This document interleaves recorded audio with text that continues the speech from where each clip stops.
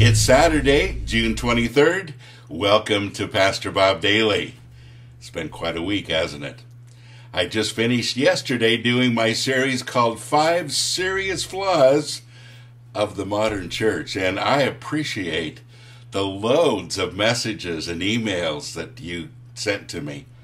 There were so many, and I appreciate it. I really expected for it to be very controversial, and I got very few controversial letters, mostly encouragement, but most of you telling me that I was speaking to you, and most of them saying that they no longer attended church. Let me talk about that for just a minute, can I? Because a lot of you are what we call in the United States disenfranchised. In other words, people that don't belong to something, they've for some reason become an outcast to the organization. And I want to address that today. First of all, let's start with the basics. And, these are all things we've talked about here before, but I want to refresh your memory for a minute, and then I want to take it further. We said that the word church in the New Testament doesn't apply to building. It means people. People getting together and doing what? Encouraging one another, strengthening one another, listening to one another, being friends to one another, praying with each other. All of those things. Isn't that important? And isn't it cool when Christians can get together and do that in a setting where they can be honest? They don't have to worry about what people are going to think necessarily, because we realize we're all in the same boat. And what happens when you institutionalize that and formalize it? You create, for many people, a whole atmosphere of fear and intimidation. People are afraid to share. People are afraid to do anything. One person dominates and the rest listen, and you have something, folks, that I don't believe the Bible intended for it to be. Now, this is not an indictment against the church. Again, I have to refresh your memory. I love the church. And probably my biggest comfort zone is sitting in a little church singing hymns. That's how I grew up. I love that. And I think that there are churches around the world that are doing a fantastic job. This is not an indictment against the institutional church per se, but there are some folks that have some real problems, and there are some that abuse people. Those are the ones I want to talk about. Now, churches come in all sizes, shapes, denominations, people types, whatever. You can find almost anything if you're looking for it. And I realize that when I talk about church, I'm talking a lot about the church in America. Because internationally, churches are very different. In many countries, the church is a state church, where the state actually kind of controls the church and pays the pastors. In many places, honestly, it works fairly well. Some places it doesn't.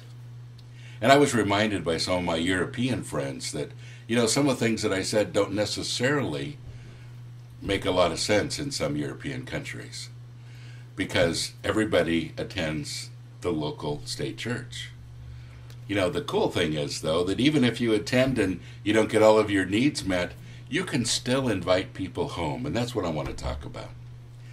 If you're in a church that's loving and caring, that's important. Please don't be in a church that abuses you. Please don't do that. You don't have to. Jesus spoke out against it.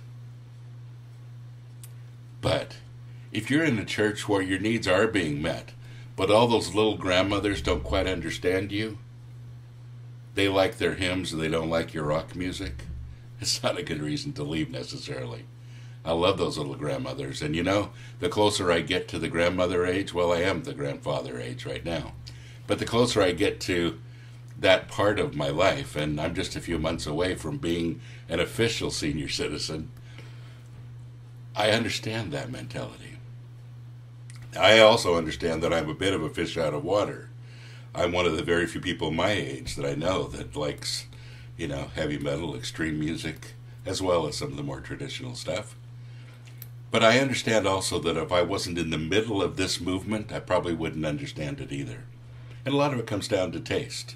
For the same reason that you don't like your parents' or grandparents' music that much, they don't like yours.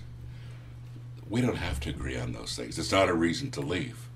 But you know, it is a reason to do something to supplement it.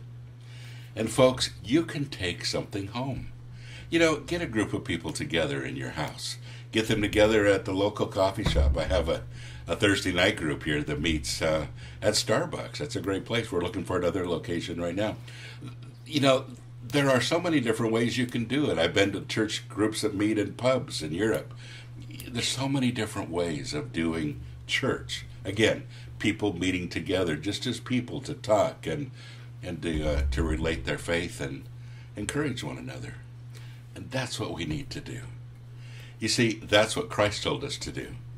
And it's not an option, folks, that you draw your strength from other believers who will encourage you and help guide you.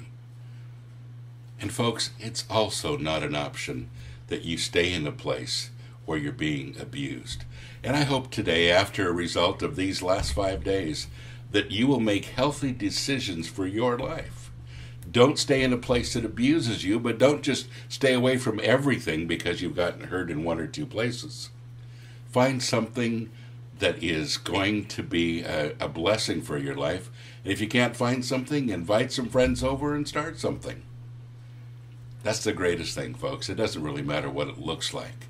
It's the heart of what it is that is the most important. Well, I'm sure we'll be talking about this more. On Monday, I've got some surprises as we begin once again. I'm going to have a different background. This background right here is being finished, and it'll be used for my new podcast called Word that will be out July 15th. And that's for home Bible studies and that kind of thing. And you're welcome to use it if you'd like to. But we'll have another set actually for this podcast, and I'm excited to premiere that on Monday. Well, God bless you. Have a great day.